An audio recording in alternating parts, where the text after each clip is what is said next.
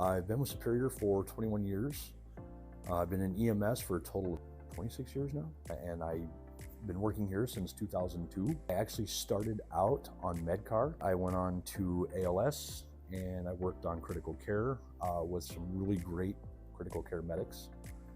And then this opportunity for education, I've been helping out my predecessor probably since 2005. And then 2018, I got the opportunity to be in education full-time, and I jumped on it. And then in 2021, the head of education for Indiana decided to retire.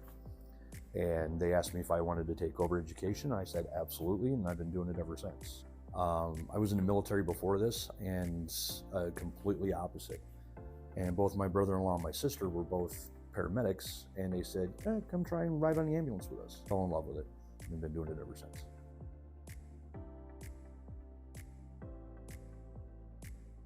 So when I first get in, I usually get here about an hour to an hour and a half earlier than the students do, because I refresh myself of the material that I'm going to be covering that day.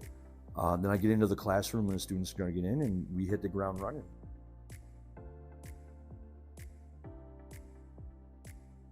But the best thing is just interacting with the students, just watching those light bulbs come on when they finally say, that makes sense now.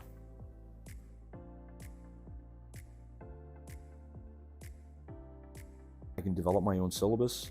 I do follow the NREMT core curriculum, and Indiana does have set requirements that we also have to add in. So most NREMT courses are required to be at least 130 to 160 hours. My course is just right around 300 hours because there's so much extra stuff that we put in that makes these people, as soon as they come out of class, they're able to jump right on the ambulance and start taking care of people. But as far as designing the syllabus and everything, we can pretty much design it as we need.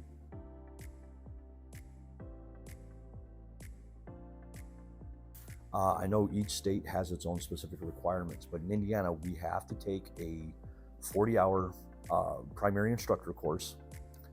We then have to do an internship with an EMT program, and luckily we had one going here, and I was able to intern with George and his EMT class, and it's got to be at least one class session, and you have to teach certain subjects. Once you complete that internship, you can then go on and take the Indiana State Primary Instructor test. Once you do that, you are a fully licensed primary instructor. Indiana does accept 3 different paths. There's the Indiana PI school. They also accept the NEMC level 1 instructor course.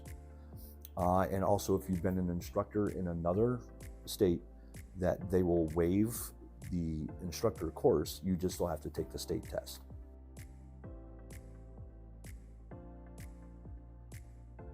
Because it's just a great company to work for. And the advancement opportunities are incredible.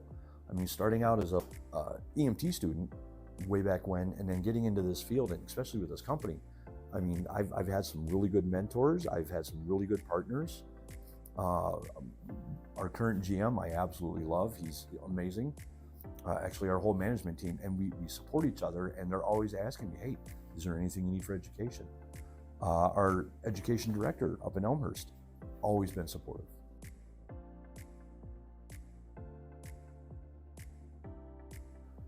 Have patience. And learn as much as you can, be involved with many educational groups as you can, prescribe to a lot of medical publications.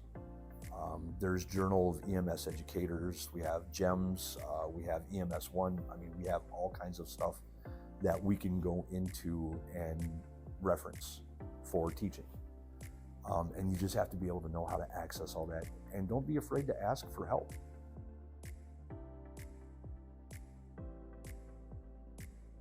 Probably the easiest way to kind of get a foothold in is go in and see if you can be a CPR instructor. Because A, that gives you a way to sharpen your abilities as well as pass on your experience, and along with the CPR skills and the education you'll get a taste like, yeah, I really want to do education. And then it's just trying to get as many teaching certification as you can to be adaptive to a lot of different classes.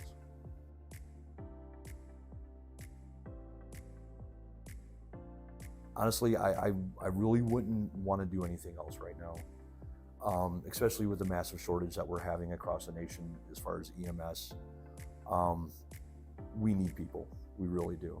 And the ground floor is education, and you just work your way up from there.